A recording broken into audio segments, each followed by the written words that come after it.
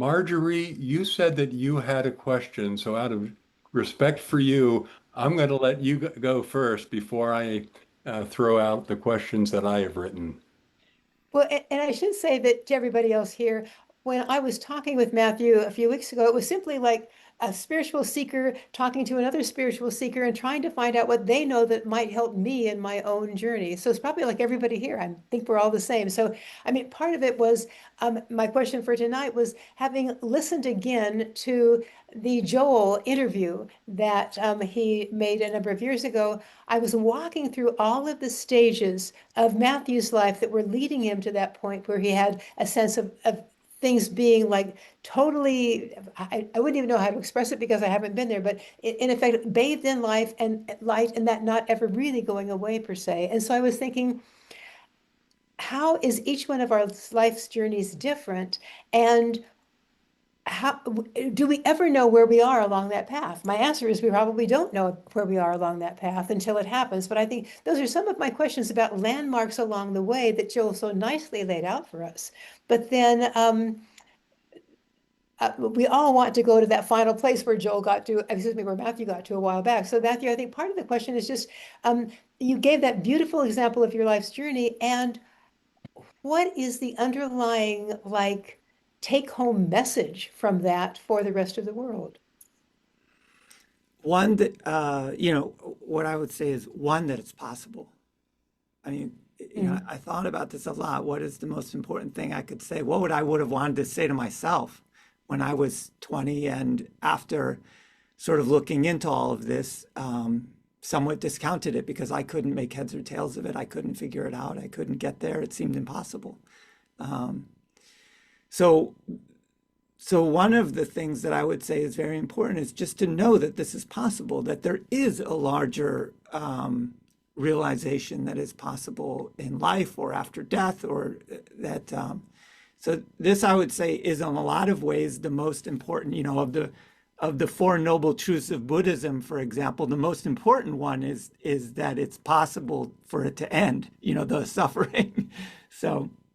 So one, that it's possible, and two, I would say, again, like the noble truths, that uh, it's difficult because this goes to the question of how do you progress along the path, and I do think we never know where we are. I certainly had no idea where I was along the path, but in retrospect, I look at everything that happened in my life as a part of that path, including all the various things that I did to try to practice.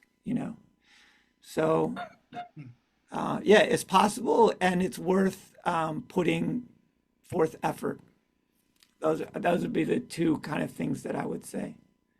And one thing that I'm contemplating as we were talking about this, I just had another study group today where we were talking about some of these same things. And one of the persons said, when you look back at where you are now compared to where you were when you were like 20 or whatever, and you see the way that your attention is now always focused on things that are uplifting and are expansive and are joyful, that's one of the things that the continued practice day in and day out for year after year after year does. It gives us a different lens on the world because our attention can go anywhere it wants to. It can go to the most horrendous things happening in the world or the most beautiful ones, and we're the ones training our attention. So the good news for me when I was hearing people say that is like it doesn't really matter where we are on that path toward whatever this final point is, as long as we can see that we are living that life of enjoying the world around us, feeling our interconnection with others, feeling everything is conscious and full of love, then perhaps that's just fine. And to Absolutely, relax. that's fine. It's the but I would say ultimately it doesn't really matter where your attention is. If you know the underlying reality, then it doesn't matter what the attention is on. That was the idea of this meditation. Look, anything that you can think of, the good and the bad, the underlying reality is consciousness itself. If you know that consciousness, which itself has this kind of blissful aspect of it, then whatever appears in the field of that consciousness, be it something wonderful or something terrible, your understanding of that is completely changed by knowing this underlying reality. And I think that's an amazing thing to say, Matthew. And I think there is where I don't feel, and maybe that's what the definition of a true awakening is then, is that suddenly when you find out your loved one is about to die because they have cancer, you are not destroyed by it. You see it, as you say, bliss going through things. I find that it's so easy for me to get sucked into the particulars, even though I can move to what we call in my own tradition the Shiva Drishti perspective, the all-encompassing perspective, that we're just flowing back and forth across the veil. And that's just part of the play of consciousness, and we are here to learn. But in the moment when we get caught in the individuality of the person suffering, it's a little bit harder to stay unless you're perhaps fully enlightened in that other place. Yeah, like you said, for example, you weren't destroyed by it. If you wouldn't be destroyed by it. So the reason why is that you've already been destroyed. I mean, that's the kind of dramatic way of putting it. Yeah. And so, yeah, I mean, this is like, all the traditions say die before you die and so on and so forth. But I will say that, and I think this is one of the main misunderstandings that people have about this realization, is they think, oh, everything will be all good after that, all rosy, all pleasantness. Well, that's just not the case. There will still be unpleasantness, but I guess you could say you won't mind that unpleasantness because of this knowing of a deeper reality, a deeper truth, or your true nature, as people say. If you know your true nature, the surface of things, although it could be unpleasant, really doesn't matter to you as much. That's what I would say.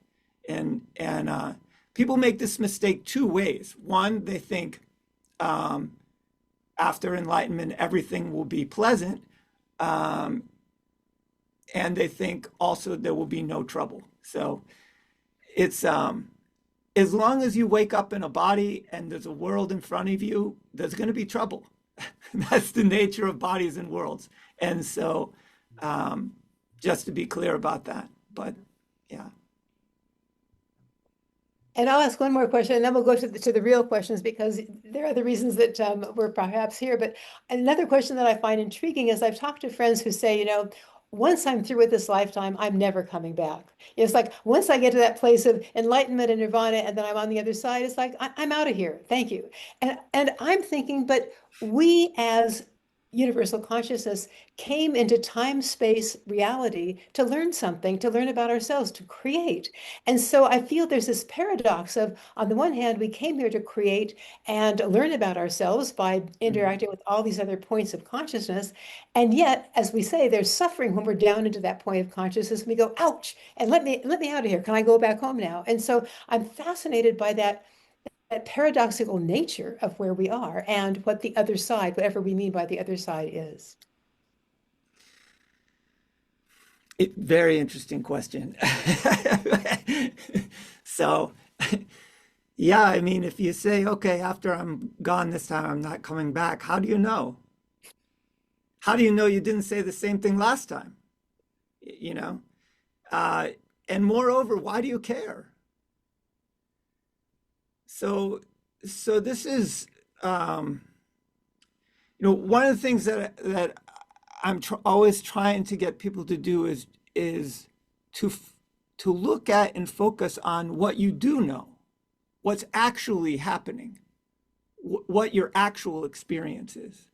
And so when people say or speculate about what happens after death or something like that, one of the things that I always say is do you know what's happening now?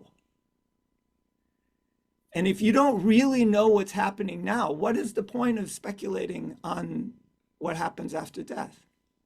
Find out what's happening right now. That's what's happening. That's what you know. That's what you can see. That's what your actual experience is here and now, always. And you may find, if you find that out, this question of what you're going to do after death or what happens after death will just disappear entirely, because you will realize you're always here and now. And this whole death idea is just an idea. So that's one of the things that I would say. Now, the other thing that I would say is, if you realize that your true nature is, let's say, reality itself, the underlying reality of all that is, in which all things come and go, what do you care what happens to you after you die? Or if you're reborn or not reborn? What difference does it make? If you are that reality in which all things come and go, which is unending, boundless, eternal, absolutely nothing can go wrong. You can't mess up. You can't make a mistake. And so be at ease, be at peace. If you have a preference for what happens to you after you die, for example, like whether I come back or don't come back, well, you could make a mistake. You could be wrong. You could end up back here. Now you've got another problem, you know. So always try to find the frame of mind in which you can't be wrong, in which you can't make a mistake.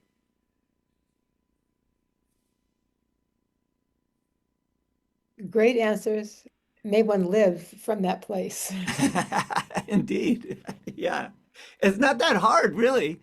I will say, look, the pointer is what I said to begin with, is put your attention on your actual experience. Don't let your thoughts fly off to here or there, making up, imagining things you don't know. Just stay with what your actual experience is, and you will have no problems. You know, Ramana said, you need not acquire any new knowledge or gain any new state. And these are the main things that people think about when they think about enlightenment or spiritual path. I'm going to gain new knowledge and I'm going to attain a new state. Well, he says neither one is necessary. All he says is get rid of present thoughts.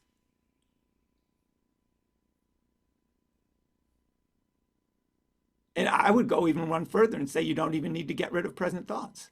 You just need to see them as thoughts. Yeah. Yeah. So before we go on, I'm going to see if Matthew has any questions for you from a scientific perspective. And sometimes he doesn't have anything prepared, but we'll see. I don't have anything prepared. I just thought I'd put you on the spot then. Yeah, yeah. Well, my main questions for you are as a neuroscientist, and that is, well, let's just say in general, people have mystical experiences, and people have possible mystical kind of total transformation of their life. And so my question for you is mainly about what, if any, are the neural correlates to that?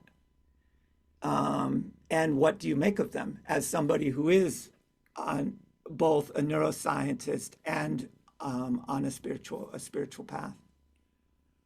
And I think that's sort of one of Bruce's questions that you had asked Bruce too, which was, I think it was like, can deep mystical experiences actually change our brain's neuroplasticity? And is awakening a neural transformation or a recognition of a profound truth? Is it one or the other? Things like that. And I think those are interesting questions because, first of all, we do know from a lot of research on meditation that if you meditate every day for much of your life, that your brain will change.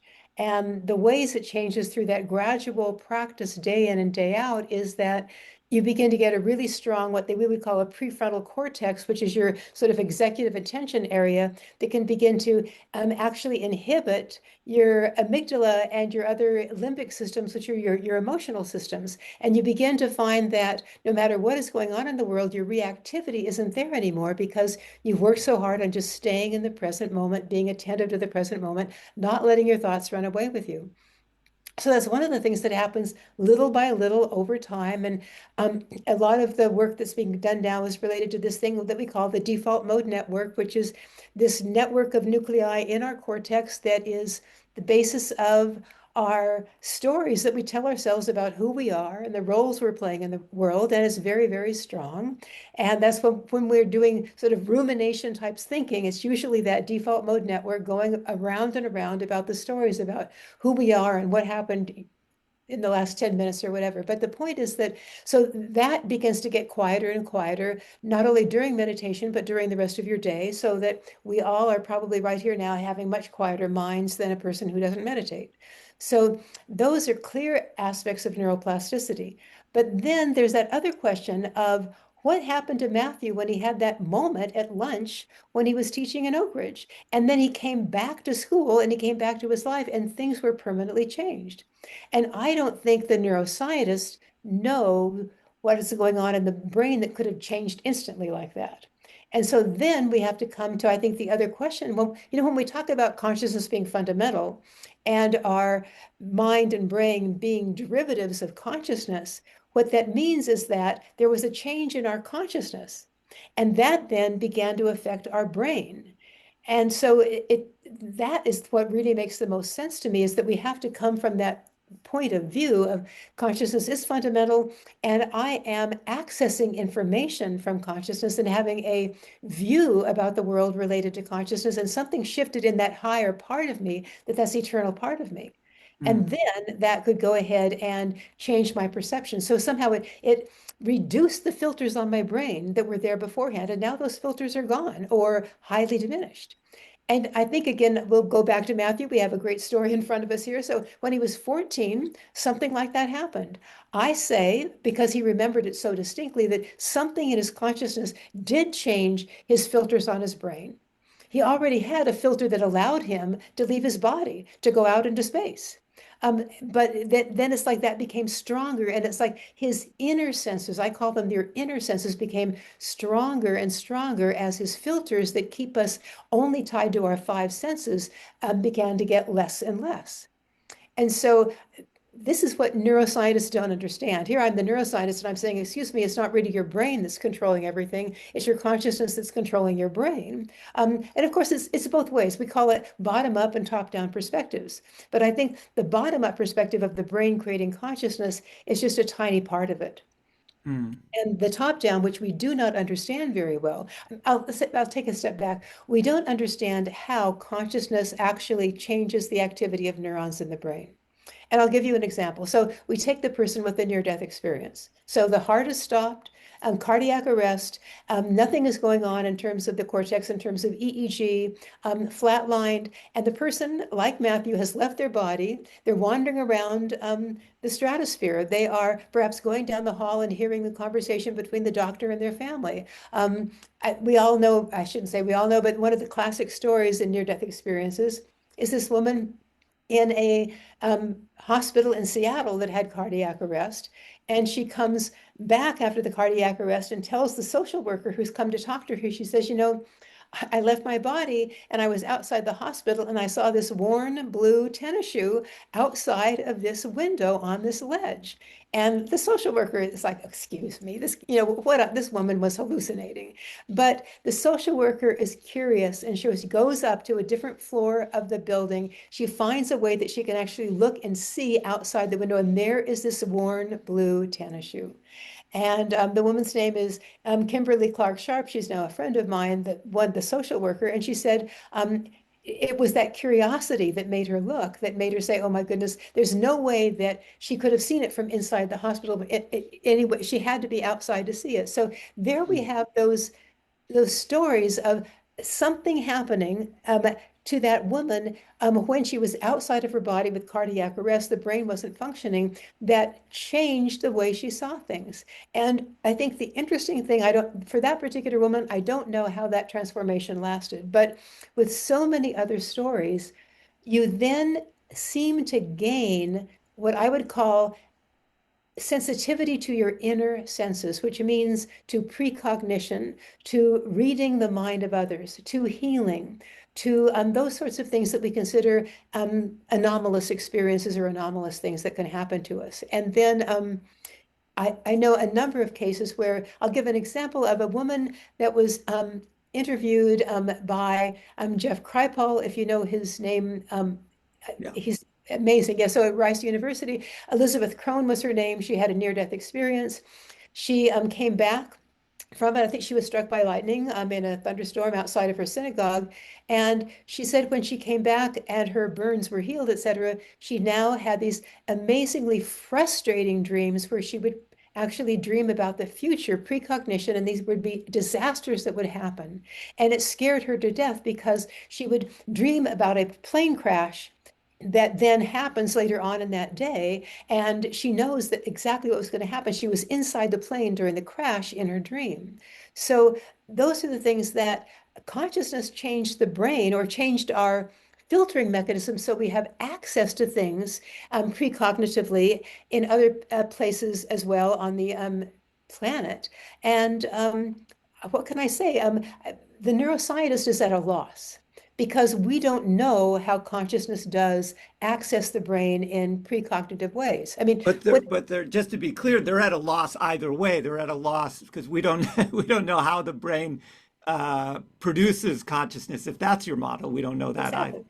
So, Yeah, exactly. I mean, go and ahead. these cases are, I just want to add, because I've looked at some of your Yeah. papers, are well documented, just in case, because if you haven't looked at these things, there are actually like sort of scientifically documented cases of these things that are essentially, anomalous cases. They're not explained by the current kind of accepted models or whatnot. Exactly. And so I think, yeah, that's certainly the point that in cases of near-death experiences, they have done these prospective studies, perhaps some of you know about them, where basically a hospital network goes into doing a study and they then enroll anyone that has cardiac arrest in the hospital during a period of about 2.5, 3.5 years till they get enough people that have had cardiac arrest. And then of those who survive, they interview and say, did anything unusual happen during your cardiac arrest? And what they find is somewhere between about 10 and 22% say yes. And then they take the stories of the person. And of course, the beauty is that because it's a prospective study, they can find out from the hospital personnel if the things happening at the room at the time were actually exactly what the person experienced. And the person, of course, often, in fact, leaves the room and goes to another part of the hospital and knows what happened there. And so for the skeptic that says, no, it all came from your brain and your five senses, you're saying, well, how could that be when the person is under cardiac arrest, the brain is not functioning? And in fact, in cases where people see things in the room, they are usually seeing them with, they have, during surgery at least, they have the eyes covered and taped shut so that the person couldn't see things, and they're seeing them from a place above their heads. So they're seeing them from an inappropriate perspective, and they're seeing the top of all the people that are in the room and telling the people about them. So I don't understand how a skeptical materialist could actually think that this was something caused through the five senses. I mean, the reasoning often is, well, it really happened before their cardiac arrest that they saw these things. Yeah, or yeah, you saw everything, and then in the mind you created a kind of three-dimensional model of it, and then I mean, yeah, okay, the thing is, I think the kind of reasoning that often takes place is it's impossible, therefore it's not. That can't be what it That's is. really, it is. It's that my materialist theory will not allow this to happen. So you must have made a mistake because it's the only theory about Right, consciousness that right. exists. Which Yeah. is reasonable for a skeptical scientist, but if I think uh, if enough of these cases accumulate, again, you really have to start asking serious questions. I will say, when I was when I think in my 20s or something, I had learned how to self-induce out-of-body experiences. Yeah.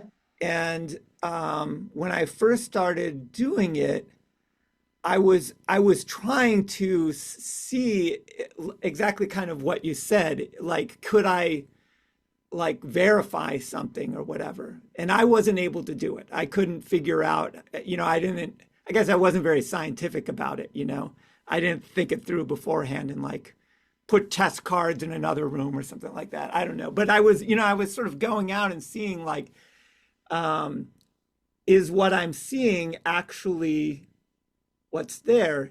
And this is, I will say this is actually an even deeper question, because if you are, supposing a consciousness as prime model, then everything that you're seeing is already in, you could say, in your mind, a larger kind of mind. But, um, so if everything is in consciousness already, then consciousness itself, what you take to be real or reality, is more malleable than you might imagine it to be. It's more like a dream, kind of like reality. And so I would say that was kind of my experience in these out-of-body experiences. It was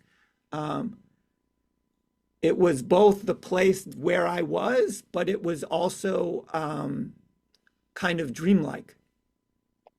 Well, and Matthew, here's a question for you related to that, because I think that what a lot of the thinkers of today, I talked to Bruce about some of these, Federico Fagin, Bernardo Kastrup, who are philosophers and scientists today, say is that we as universal consciousness, when we decided to come into this dream of time and space and gravity, we all agreed on certain belief systems that would function down here so that we can have this dream together. And so we all have dreamed that our deepest belief is in gravity. And that's why we can't fly. Our deepest belief is in time progressing forward. And that's why it's hard to go the other direction Yeah. around. So to me, it's more like, yes, it's all a dream, but everybody has agreed on the same dream. So when I go in the hospital, I'm out of my body, I'm in the dream that my fellow hospital mates are in. And so we all know what I should be seeing when I move up through the floors. Yeah, this is, that's one way of looking at it. I would say it's a way of looking at it from the individual perspective, to say we're all agreeing to the kind of same rules of reality and so on.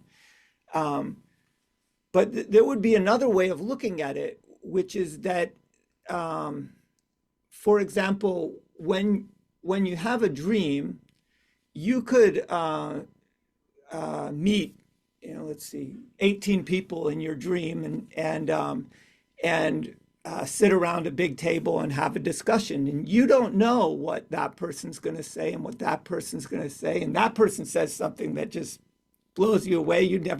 I couldn't even imagine that, and yet it's all your dream. And so the other way of looking at it is, you can look at all of the things that are going on and say, there is one dreamer, and everything else is, elements within the dream, including all of the individual people, their thoughts, their whole lives, really, and so on and so forth.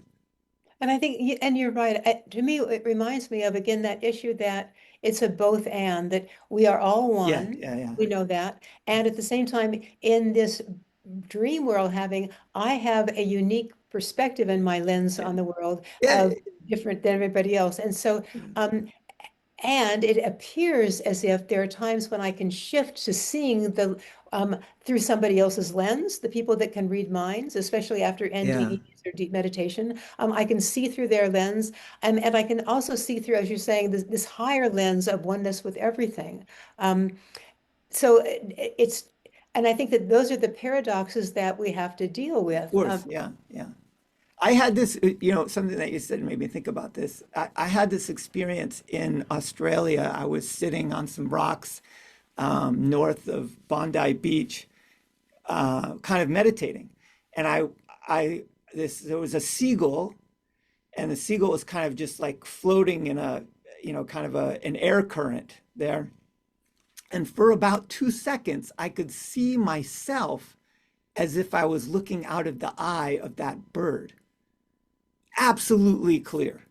Like it was just like a flash, like 2 or 3 seconds, and then I was just like, I didn't know what to make of me. I was 19 at the time, but yeah. Yeah. Well, and that you reminded me, I heard when I was giving a talk on things like spirituality at a conference in Sedona, a Native American man from Alaska came to me afterwards to tell me about his own story. And it was a story a little bit like yours, but he was sitting in his office. He was working for the United States government in Alaska in his office. And suddenly he became a hawk. And he literally was flying over the terrain as the hawk, looking out on everything. And he said what was interesting about this experience is that he came down low and could actually see some people below him and see particular landmarks. And later on, he found those landmarks that the hawk was flying over. And I mean, so you're right. It's fascinating how we seem to be able to inhabit another point of attention, a point of awareness. And who knows how that happens, how you were in the bird's view, et cetera. Fascinating. And then, of course, you're saying, well, and yes, it's all a dream. And it's an amazingly cohesive dream with all the people sitting here right now on this Zoom call. I mean, Yeah. Yeah, that's what the Tibetans say, to study your dreams as if they are reality and study what you think is reality as if it were a dream. Yeah. Bruce, is maybe a good time for your first question. How do we know things? Okay, I will ask the first question. Yeah. Thank you. That is just really fun listening to you two. How do we know things? What can we ever be sure of? I'll let you take this one, Marjorie. So first put on my neuroscience hat and then on my meditator hat. So the neuroscience hat, well, actually, this is a combination. I believe that we only know things really through our experience. And in fact, some people say that instead of calling things materialism, idealism for consciousness being fundamental, they should just call it experientialism because experience is my direct awareness of what's happening. That's how I know. Otherwise, I'm taking somebody else's word for it and I don't really know. So I think the first thing is that I primarily know through experience. And with my neuroscience hat on, I would say that I think it's through my five senses. I think that I'm getting it through my vision, my hearing, et cetera, or through reading the words of somebody else. And then I take that to be true and I learn about perhaps driving a car through a manual or something. So that is the way that I thought about things when I was just a materialist neuroscientist. Then, after I had the experiences in meditation and began doing research on quote unquote anomalous phenomena like near-death experiences, out-of-body experiences, I say we also have what I call inner senses. And most of us have not developed our inner senses. Matthew developed his inner senses when he was 14 years old. I didn't have those same inner senses developed to leave my body. But I think some people come into this world with better developed inner senses, and they can go into the point of view of a hawk, or they can go into the point of view of their mother or their father. I'll take a step back to talk to you about the children with non-speaking autism that were interviewed in the telepathy tapes, which probably a number of you know about. They were able, for example, I guess one of the children, his name was Houston in Atlanta, Georgia, knew what his father was thinking when his father was planning nefarious deeds against other people because he was angry at them. All of that was available to him because his inner senses were developed. When I say inner senses, the neuroscientist doesn't know what that is. But we know that they exist because of what people can do. So I think that that's how I look at it. There's the part that I can measure in the laboratory related to you shine something in the eye and the person tells you what they see. And then there's the other part that we don't understand because I don't see in my sensory apparatus what I'm learning about that ends up being verifiable. I really like what you said about experientialism. I'm going to steal that because Right. one, I think it's really practical from a spiritual perspective. One of the things people who've listened to me yammer on a bit know that I'm always talking about views, and that we're always trying to pin things down to a view. And one of the mistakes we make is thinking that the truth itself is a view. And so we get into these uh, kind of pass through life where we're trying to decide, is it materialism, or is consciousness the prime, or is it spiritualism, or is it the ether, or what is it, And this is the thing that I would say is, if you are really looking at your actual experience, we have no idea what this is. And even if you ask a very thoughtful physicist, I have a friend who's a physicist, and I asked him one time, I said, what is matter? This is the fundamental thing of materialism, right? Materialism is founded on matter. So I said, well, what is matter? And he said, well, as a physicist, we have a kind of standard answer for that, but I'm guessing that's not what you're looking for. I said, no, no, no. I said, what is it? And he said, oh, we don't know. So that there's materialism gone. We don't even know what it is. And so the whole material world, the material universe is just an idea. It's just a thought, an idea that we have about what's going on. A model, a concept that we created so that we can create functional models, which is great. It's very useful to, we can do all kinds of things with physics because we have these models. But fundamentally, it doesn't tell us what the universe is, what your experience is. And so I really like that experientialism a lot because, I often point toward consciousness itself to say, but in a way, it's a way of trying to undermine people's view, their sort of belief that there's a physical world and that consciousness arises from that. So if you can see it the other way around, then it will put that view into question. But it is, I would say, from a spiritual perspective, it's a mistake to just create a new view. The spiritual path is pointing beyond all views. So you could, but if you can see that the view that you have that you absolutely took to be real, if you can see that that's just a view, then that throws everything into doubt. And I would say, as far as, like we were talking about earlier, what are the landmarks on the path, on the spiritual path? Throwing everything into doubt on the spiritual path is real progress, to not know anything, to feel like, to know that nothing can be pinned down. You're never going to pin down a view. It's like a shell game. Every time you try to pin down a few concepts, there's some other ones over here you're ignoring and so on. So. Well, and I think one thing that I'm contemplating about that is, first of all, the idea that, in fact, I would rather use the word awareness than consciousness because I understand awareness better. I know what I'm aware of.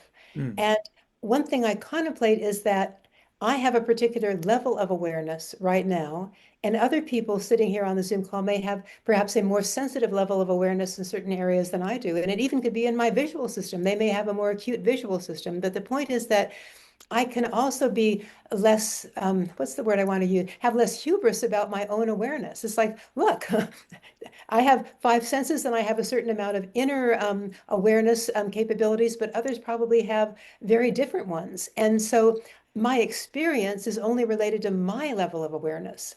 And so I don't even know, my experience doesn't, as you said, doesn't tell me what's in the world. It's only my experience. And that's humbling. It's like, no, I can't tell you. Is it a material universe? Is it only a dream?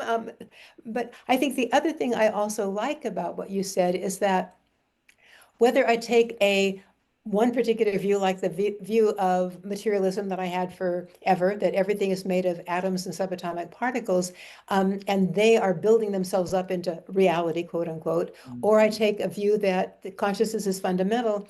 I like the idea that no one can know the answer because we're only pointing to a truth that is beyond those experiences that we have that we believe are true, but they're only a tiny portion of the world. And in fact, I think the humor I have is that I'm going to take a step back. There is a wonderful sutra in the Shiva Sutras from, again, like the 9th century in Kashmir that says, knowledge is bondage. And to me, I really get that. My knowledge is bondage because I think that my knowledge is the limits of knowledge. It's like what I know the world. And so I make conclusions about the world based on my limited knowledge is definitely bondage. And what Matthew was saying is that you need to point beyond the quote unquote knowledge, whether it's the material knowledge or the experiential knowledge, the meditative knowledge, whatever, to something that we can't know in a certain sense. Yeah, what is beyond knowledge? That's the, Yeah. and I think it's clear from all the traditions that that's where it's pointing, that, so, I mean, when I was young, I think a lot of people make this mistake thinking that the spiritual path leads to some kind of view or understanding. It doesn't. It leads to complete bewilderment and so that's, that's the pointer is beyond knowledge. If you think you know what it is, you're wrong. That's, I'm going to pause you both now, because if you have a question, just kind of there's some way to raise your hand. If you have a point to ask, you can do that. So actually, you just answered one of my questions was how you differentiate consciousness and awareness, and how would you, considering that this is a non-definable thing, how do you define consciousness? And I think I define it. I mean, basically, for me, it does mean awareness. And that's the fundamental ability, if I want to call it that characteristic that I have and all of us have, we're all aware. I think the word consciousness gets confusing because the medical profession uses it in different ways to say that man was unconscious. And what they mean by that is that he was unresponsive. They don't mean he was unconscious because they don't know what his awareness was. And we're learning now that people in coma can be very much aware and non-responsive. So that's how I'm using it. It's that the person being able to say, I was aware of this. I knew what you were doing or whatever else. And that's what the people in coma say when they finally can become responsive again, that they were totally aware. My other question is, what could you elaborate on inner sense? You were speaking of the, so-called five or however many Yeah. senses are, and you're speaking of an inner sense, which isn't defined necessarily. Do you feel that there's actually something there made out of materialism, or is it just in the way that we can't define it now, just or feel it or sense it with our regular senses, such as we don't sense a lot of other things because we're not sensitive to X-rays, for example. Right. I mean, those are interesting questions. I don't think that anyone has found a place in the brain, for example, that allows you to have precognition or to sense another person's thoughts. And so that's how I'm using it. When a person says, I sensed that you were about to say something, that's how I'm using the term sense in the inner sense way. And the materialists might call that intuition, but they don't know what intuition is. They're just using the word. I mean, it's sort of an interesting phenomenon. But so by inner sense, I'm meaning all those anomalous things, like the children in the telepathy tapes going on the hill and talking to each other without any five senses communication, people knowing what's going to happen in the future and it being verified. Those types of things. I think another interesting example are the after-death communications. And again, when I was a materialist neuroscientist, I wrote this book, Infinite Awareness, and I didn't have a chapter on something called mediumship because mediumship was scary to me and I didn't even want to go there because I thought if you could be open to other spirits, you could be open to negative spirits. So I didn't write a chapter on mediumship. And then a friend at the University of Virginia when he was looking at my book, said, well, you left one chapter out. And it was about mediumship. And I told him why. And he sort of laughed. But I began then looking at the carefully peer-reviewed literature on mediumship. And it is very, very strong that it is verifiable that someone can get information, which appears to be on the other side. And again, Matthew and I say, well, it's all a dream anyway. What does that mean on the other side? But they appear to get information from a person who was deceased and wants them to have information about finding an object in their house. And in fact, the person communicates that, and then they find this particular object they were searching for. There's so much data on that. We don't know how it happens, especially if we consider this all a dream anyway, but it's certainly something verifiable in the material world that somebody appearing to be your grandmother communicates to you or to a neighbor and gives you information that nobody knew that appears to be verifiable. And I think Swedenborg, Emanuel Swedenborg, way back in, I think it's like the 1700s, was a person that was a scientist that also was aware of all those things as well. So those are another aspect of the inner senses. One of the interesting research studies that was done in Brazil was people who are trance mediums. And by a trance medium, we mean that they close their eyes and they write automatically. And they had them in a scanner so that they could see what was going on in the brain. And they found that the verbal and writing areas of the brain were quiet during their trance mediumship compared to novices who didn't really have any training in it when they were trying to write. It was literally the normal brain areas that were writing. And yet the language that people were using in their writing was more complex than their normal language, as if it was again coming through their brain, through consciousness from somewhere else. When we say somewhere else, I don't know what we mean. I'd love to hear Matthew talk about what he thinks somewhere else means as well. Yeah, I have. Yeah, first I'll say it's very interesting what you said about this mediumship, because this fits right in line with that kind of filter model that when the filters are when brain activity is low, there are possibility for awareness to be high, which is counterintuitive to what we would normally think of if you have a kind of brain-centered idea of consciousness or awareness. So the only thing I'll add is about this definition of consciousness versus awareness. And if you read my books, for example, there's no hard and fast definition there. I do not, and that's because I mean, ultimately, you can't pin anything. They aren't anything, and so, but as people on a spiritual path, it's really important to understand that people are using these words in very different ways. Just like Margie was talking about in terms of like, medical professionals use consciousness in a very specific way. And even just in everyday conversation, we say, that person was unconscious, or I was unconscious when I was asleep, and so on. So we have this kind of prosaic definition of consciousness.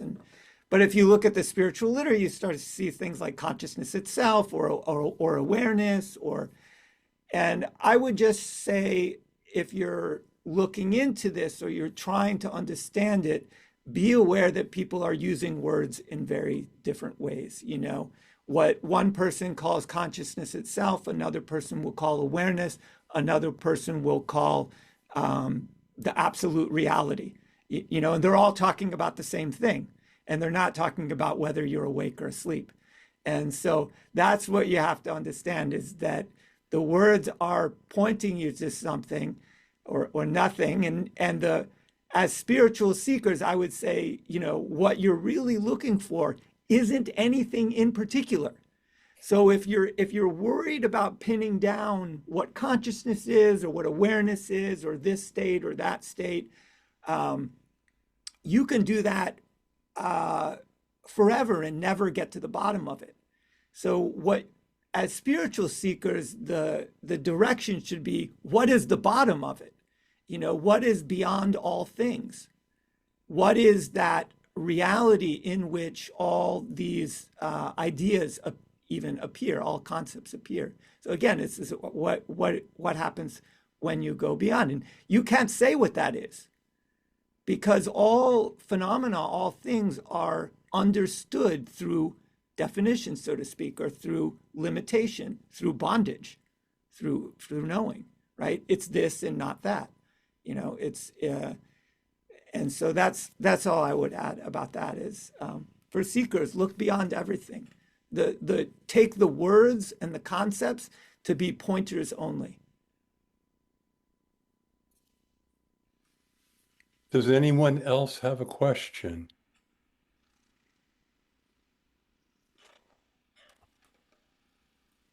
That's hard to believe. Well, I'll keep asking questions then. Go for it, Tom. Yeah. Is Bruce and I have had this conversation before, which is I use the example. I mean, you can make an attempt to make sense of something based on verifiable events. And that's what you're talking about is, we don't really know what's going on, but something is going on that we have no current ways to measure or analyze it. The example that I've given to Bruce is there's two examples. A bacteria who has no brain or nervous system will move toward nutrition, toward food. So you could say that the bacteria is aware of something that will keep it alive. Uh, but would you say that the bacteria is conscious in the sense of being knowing knowing that that's what they're doing, or self-awareness? The other, blade of grass following the sun. Um, uh, there's awareness there, by my definition, but is the blade of grass conscious? And that's goes to just what you were saying. Well, in the medical sense, no. Um, so those are, I think you can take actual examples that we know that exist in the world and try to make sense of them in some way. Well, and Tom, I think you raised interesting points. And as we just were talking about with Matt, there's so many nuances to it. So I'll give you some of the nuances of slightly different lenses and perspectives. So one is, again, Federico Fagin, this physicist, says that even an electron is conscious because it has free will to go from the probability cloud of it being in space to when it's observed to a particular point in space. And it chooses through its own free will to go to a particular point in space. So it says that's an example of free will, which would then be an aspect of consciousness, even of an electron. Okay, so I mean, interesting point. I mean, so something stimulates it and it then moves down. It is able to do that. The issue of, and that's a non-sentient or non-living thing.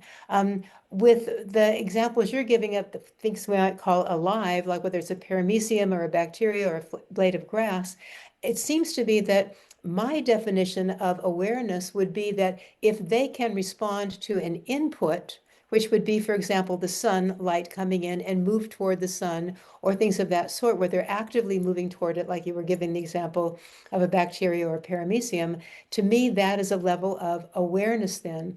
The problem we have with nuances is that we humans then want to talk about self-awareness. And when in quote unquote evolution, an animal becomes self-aware, I don't have an answer to that. To say, how would I know whether an animal were self-aware or not? I know that some examples in the sciences are they look in a mirror and decide, oh, that's me or not. But I don't know how well we can really say when self-awareness happens, or do lower animals not have self-awareness? I don't know the answer to that. Do you think, from your neuroscience point of view, that there will ever be uh, verifiable explanations of inner sense, as you described? What do we mean by verifiable? I think that's a great question. I mean, I'm now looking at Matthew on my screen because I'm thinking that if I experience this in my own experience as being verifiable from one time to another, and perhaps whether a few of the people that are in my own dream around me also have that experience, is that good enough? It's like, what makes something actually truly verifiable? And I think it's a fascinating question because it is this issue of, well, maybe I'll take a step back and say why it's nuanced. So I know that we see in near death, excuse me, after death communication now, that some person will actually come to a group of people. They will all see the person who is no longer alive, they're deceased. They have formed themselves somehow, supposedly, or made a dream for the people of an image. They have communicated information. It was verifiable by a group of people, but people would say, but the person was dead. It can't be real from a materialist perspective. I think we have so many unusual nuances.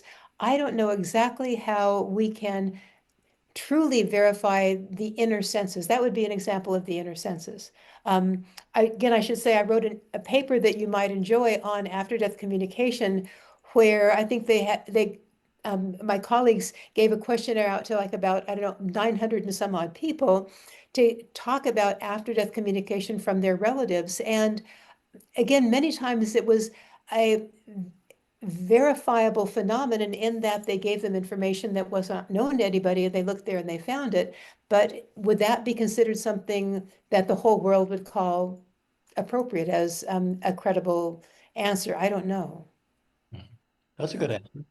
Thank It's a you. fascinating question. The only thing that I'll add in, um, yeah, it is an interesting question about what is verifiable and what can be verified. I mean, this is maybe a question for philosophy of science, but it seems to me what we're often looking for is an explanation that can reproduce results. That's kind of the standard. But even if you have an explanation that reproduces results, it doesn't necessarily mean you fully understand the phenomenon and so on. So, the only thing I'll really add as far as pointing is just say, how can you verify anything? For example, how do you know you're not dreaming right now? Right. How do you Ouch, I know, pinched myself. how do you know you're not dead right now? Right. And so that's where I would point to, again, this is from the spiritual perspective. These are the kinds of questions I would suggest inquiring into. What can you really know for sure? Yeah. I'm going to let Larry go. He's been very patient. So, from both inner awareness point of view and a neuroscientist point of view, is your experience it's easier to get information from the past or the future? Well, I mean, the scientists would say the past. So that with my neuroscience hat on, it's absolutely the past. There's no question about it, past and or the present. I'll take the present. But at the same time, certain people that have their inner senses open can do the future, but I don't know if they can do it absolutely reliably even themselves. And here I'm going to give you my example is the remote viewing that some of my colleagues have been doing for a number of years. And remote viewing can occur both in space and in time. And I know there's one article that I'm happy to share with Bruce to send out to some of you where a woman just decided to do remote viewing into the future of a newspaper that would be published, I believe it was in Reading, England, on a particular day of the week, like 4 days or 5 days hence. And she would try to envision a photograph on the second page of the Reading newspaper. And she did this with her colleague week after week after week. And she showed them when she made her drawings of what she expected was going to be on that page, that in fact, it was highly statistically significant in terms of her probability of being correct. So she, in this particular case, did seem to have that ability to see into the future, not maybe 100% about everything, but at least in that particular controlled condition, she could show this. So I'm not sure exactly where you're leading with that question. I'd love to know more. That's interesting. I will say, I want to add one thing is I once heard a voice, and this voice said, everything that ever was, is, and will be is right here in front of you, right now. It always has been and always will be. So, have you ever known the past? Have you ever known the future?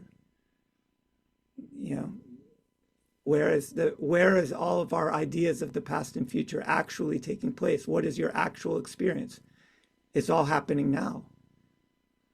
The past is just present memory, and the future is just present speculation or prediction. Matthew, I'm going to predict the future. Great.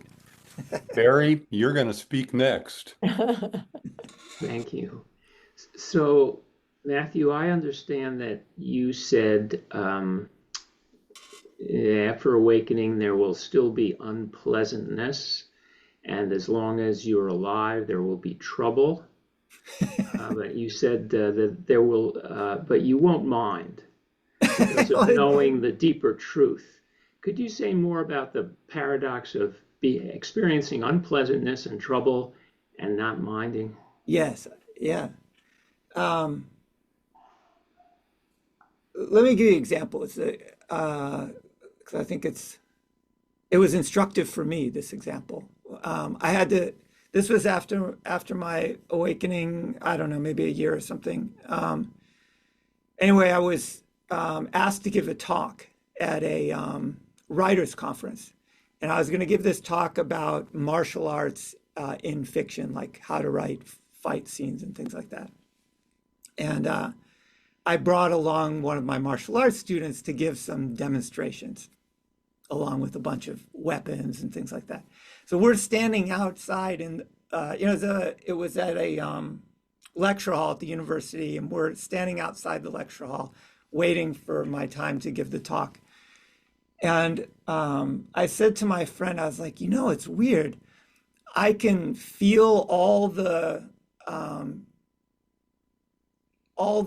symptoms, sensations of being nervous, but I myself don't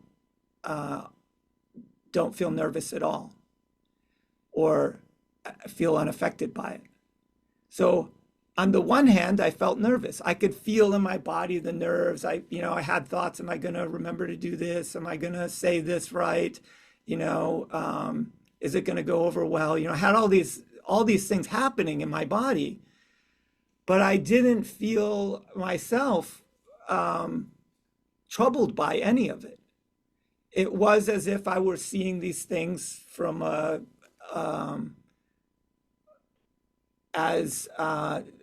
they weren't me, they were just things in the field of view. And so that's what I mean. Similarly, if the other day I bashed my foot on the side of the bathtub getting out, and it was painful.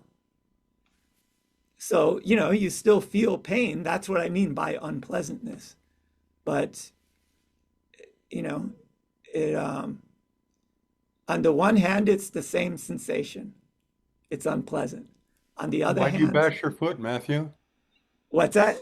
Why did you bash your foot? Clumsiness. Yeah. So that's what I would say. And it's like, one way of putting it is just having a larger perspective, a perspective that isn't locked into yourself as a limited being living in time through an imagined birth and an imagined death, a perspective that isn't locked into that. And so that larger perspective makes all the unpleasant things in one's life, or the trouble, easier to bear. And Matthew, does that mean that, for example, it's not that you don't cry or you don't get angry at some level, but underneath the crying and the anger is an equanimity that's going on all the way through, or what? Yeah, I think equanimity is a good word for it. There are, I can say from experience, fully non-reactive states in which you will not react even to extreme sharp pain, things like that. It's possible, but it's a state. And, like all states, those states will come and go. And so it's interesting to study that and see what those states are, but the attainment of any particular state, like a non-reactive state, is not ultimately what I'm talking about. It is this larger perspective. So yeah, if you get have a reaction to something, it's no problem. Although I will say, having this larger perspective makes you a lot less reactive because you have this larger perspective. So, but what I will say is, like I was saying earlier, always look for this the frame of mind in which you can't be wrong, in which nothing can go wrong. And so, in the same way, I would say, look for the frame of mind in which nothing can go wrong. If you predicated your happiness on any particular thing, like I will be free from pain, or I will be free from sadness, or I will be free from grief, or from emotional pain, or if you predicate your happiness on any particular thing, then you will be bound to those sort of parameters. And when something like that happens, now you will suffer from it. So it's not that bad things can't happen, or what I say is what I would have called bad things. All kinds of things can happen, and from the perspective of an individual person, it can seem like what I'm talking about is a kind of detachment in a negative sense. But what I'm really trying to express is a kind of detachment in a positive sense, a sense in which a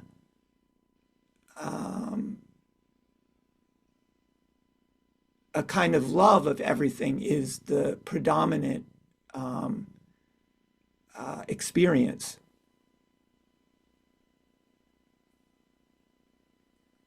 So you're not pushing anything away. No, Yeah. no, there's no need. Why? Yeah. I'm going to leap in. We have one more question from the beautiful Jessica Abel. And then that's going to do it because our time is up. Jessica. Oh, well, thank you. And actually, I think you touched on it a little bit, Matthew, but I find like I really feel inspired and elevated with this discussion. And I was reflecting back, I had a 3-hour meeting outside with a forester who's going to do some work on trees. And it was a lot of information. And I got hungry and started to snow. And so I Oh, just nice.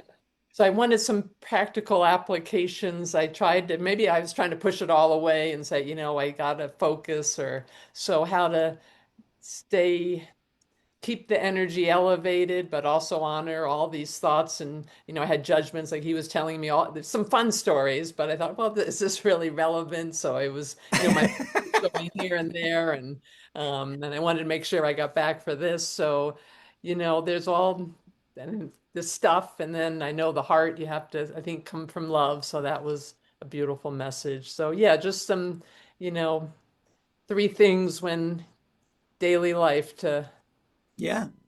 do. Yeah. I mean, the first thing is, I would say, from an extremely practical perspective, is in daily life is to make a practice of noticing when your nerves or your fear or your agitation or your stress, whatever the particular flavor of the elevated psyche, make a habit of noticing when that's starting to bubble up earlier and earlier and earlier.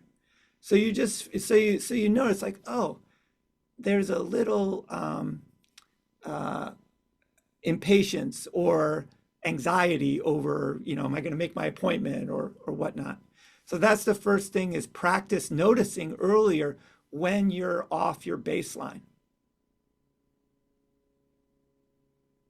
And I guess going along with that is try to see what your baseline is. Just notice, watch yourself. That's, in other words, watch yourself. See what your baseline is, and then when stress or anxiety or whatever elevates you off that baseline. That's the very first thing, is just noticing, just being aware that it's happening. And then the second thing would be to develop strategies for bringing yourself back to baseline. Just calming yourself down, doing what you need to do to take care of yourself. The primary tool I was given to do this kind of work is breathing. And so, you inhale through the nose, exhale out the nose, or in through the nose and out the mouth. If you start getting really elevated, you can use that to calm yourself down. And so, just noticing, and then do what you need to do. If you need to say to the guy, hey, I got an appointment, so I got to go, sorry. Just, take care of what needs to be taken care of. The other thing I'll say, this is another advice that I often give to people because it was a practice that I did myself, and I had significant anxiety in my life, and towards the end of my path, I had this practice where I just said, look, I can't think about all of this stuff. I just need to go into each situation with nothing other than just curiosity to see how it would unfold and kindness towards all those involved. And not feel like I had to take care of things, like I have to make this situation go right. I have to make this person feel right, or make myself feel right, or anything. Let go of all those kinds of burdens that we put on ourselves and just go into situation with curiosity. What's going to happen here? And kindness towards whoever is present, including yourself, by the way. Yeah. And so that was incredibly helpful for me and liberating. All of a sudden you notice so many things when you do this. You see people more clearly. You see everything more clearly, and you see when people are upset, or maybe you see, oh, this person is anxious. They need to be somewhere. So situations take care of themselves a lot better. So that's another just kind of practical practice that I myself still practice it. So it's a wonderful practice to go into situations like that. So as the moderator of this discussion, and the hour and a half is up, first, Marjorie, thank you very, very much for joining us. Matthew, thank you, and thank everyone. We end with a little blessing. May we all take from this a little wisdom, a little openness, a little curiosity, and may we look for answers way beyond where we've looked before, and not try to understand them all, but come back to that open space that is in us and that sustains us.